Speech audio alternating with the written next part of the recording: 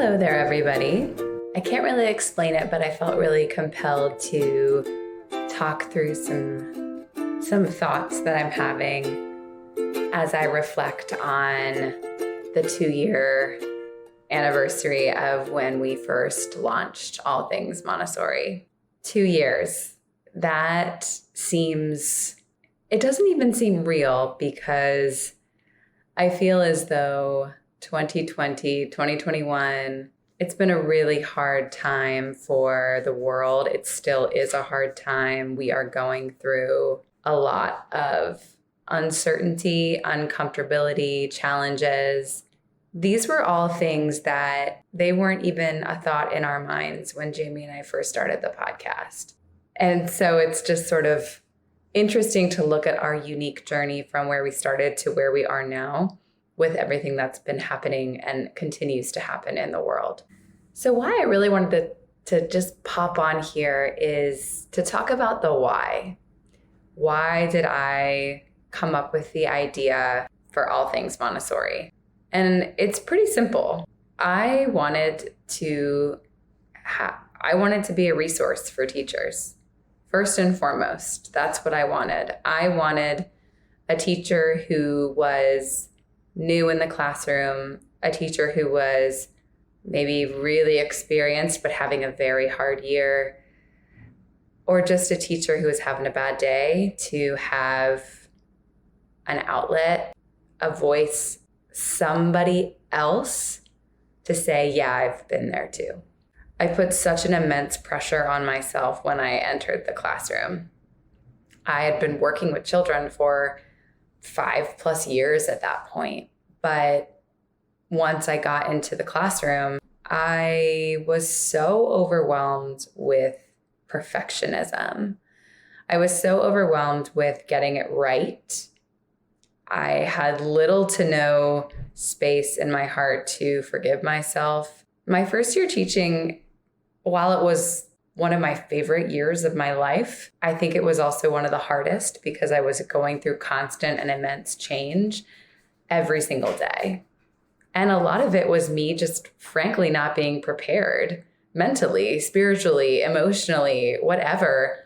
But the funny thing is about teaching, and especially being a Montessori teacher, you're literally not prepared until you're in the classroom. And even then you're not prepared because you don't know what to prepare for, because every single day is different.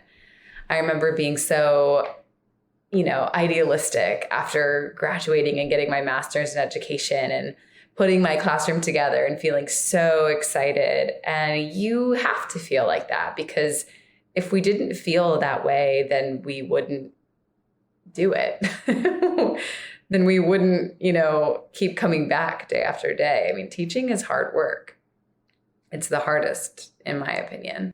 But that I recall that first year so clearly in my head because it was such a rude wake-up call, but in a really good way.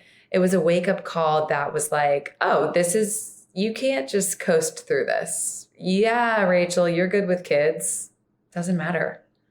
You get thrown with children that maybe don't necessarily like you at first. Maybe you get thrown children who love you, but they don't do any work. There's all different types of experiences that you come to encounter when you're working in that classroom. And my biggest thing was that I put it all on myself. So when I go back to the why of All Things Montessori, I go back to thinking of me crying in a closet my first year teaching, talking to Jamie all the time, talking to my friend Michelle in the admin, who basically held my hand that whole year. I go back to those moments of connection, of hardship, of feeling like I think I'm doing this all wrong, but continually showing up every single day. And that's why I wanted All Things Montessori to feel like, yeah, we're going to talk about how great Montessori is, but we're also going to talk about how hard it is, how exhausted you feel from making all those decisions, from observing all those little humans in your care, how stressed out you are to have a parent-teacher conference, how exhausting and confusing car line can be, and lunch setup and lunch cleanup and jobs and all the detailed things that truly in my mind, I didn't understand how time consuming and how much I needed to work on those. The why of All Things Montessori is I think of it as reaching out to those teachers who just need a little support in a different way. Is it hearing all the mistakes that I've made, or knowing that, okay, yeah, that lesson didn't go very well, but is it the end of the world? No, it's going to be all right. Because at the end of the day, you're taking care of these young minds, but you're also taking care of yourself.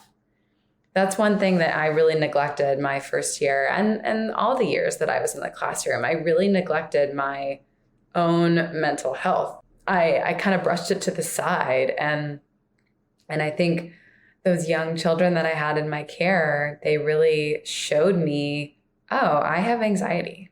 I should work on that, or, oh, I don't do well with this specific system, lunch, for example. Like, it's really hard for me to think through systems. I didn't know that until I got into the classroom. But now I know that I need a lot of time to think through things, and what a blessing that is to get that feedback. I mean, it kind of sucks in the moment because you want to portray yourself as this all put together person, but it goes back to that spiritual preparedness of the adult. And I didn't really understand what that was until I really got in the classroom, because I saw how big this work is. I saw how much gravity, me being there, loving the children, showing up, helping them, guiding them, observing them. I didn't understand how big that was until I saw it, and it just smacked me in the face. So again, I go back to the why of All Things Montessori. It's to create a space where teachers can feel like they can be vulnerable, a space where teachers can admit mistakes and feel okay about it. Because at the end of the day, that's what we show the children. It's okay to make a mistake. It's not a big deal. I held on to all the mistakes I made. I held on to them for way longer than I should have. And I mean, these mistakes were minuscule, but I held on to them I still hold on to some of them. Not going to lie. Some of them still, show up at certain moments in my days. But I wanted this to be a space for everybody listening, whether you're a teacher, a student in training to become a Montessori teacher, an educator that does not teach in a Montessori school, a parent, or perhaps someone who's looking to get interested in Montessori. I kind of wanted to have guests on and have conversations that were real and honest. The pandemic kind of threw a wrench into the podcast, but in a really interesting way. I'm glad that we were able to talk through that, because, man, we didn't have any preparation for that. And it is still such a supremely hard time for educators. I know being masked in the classroom, dealing with the pressures of society and the parents and everything is so incredibly tough. So just know that you are not alone and you are absolutely amazing. And I am here for you. If you need any advice, if you want to chat, I'm happy to email. I'm happy just to be there, because I understand how hard it is to show up when you have all your own stuff going on, let alone the world has all of its stuff going on, but also one thing that I felt whenever I felt like my life was falling apart, or who knows what was going on really. I mean, it was either a big deal or it wasn't even a big deal, but somehow I remember feeling like as soon as I got in the classroom, being able to set that to the side and then being in that sanctuary where a child is learning how to abstract long multiplication, or perhaps understanding what an adverb is, or maybe just learning a new song. That simple beauty of watching children learn is such a calming and peaceful and beautiful experience. And I became really grateful for that. And I still am grateful for that. Every single encounter that I have with children, I count myself very lucky to be in their presence, because it is such a beautiful experience to watch those young minds just get that spark of creativity and just craving all that and more. So yeah, happy 2 years, All Things Montessori. It has been a ride. I mean, when I think about my life personally, when I started this, I was just dating my now husband. We've been together for a while, but we got engaged. I got married as we were doing the podcast. I moved twice. I ran an online little virtual school. And now I find myself in Charlotte, North Carolina, kind of looking for the next step in my Montessori career. So it's just been amazing to have this recording of the past 2 years because I think so much has changed, but also what remains the same is our mission. And All Things Montessori's mission, again, to be there for teachers, to uphold honesty and really provide realness and, just make a space that it's okay to be vulnerable. And I hope that we've provided that for you. I welcome any and all feedback. As always, you can always email me at allthingsmontessoripod@gmail.com. I do read them. I do respond. And I just couldn't be more grateful for the support of this community over the past 2 years. I've watched our listenership grow, and it is just so awesome. So thank you all for being on this amazing ride with me.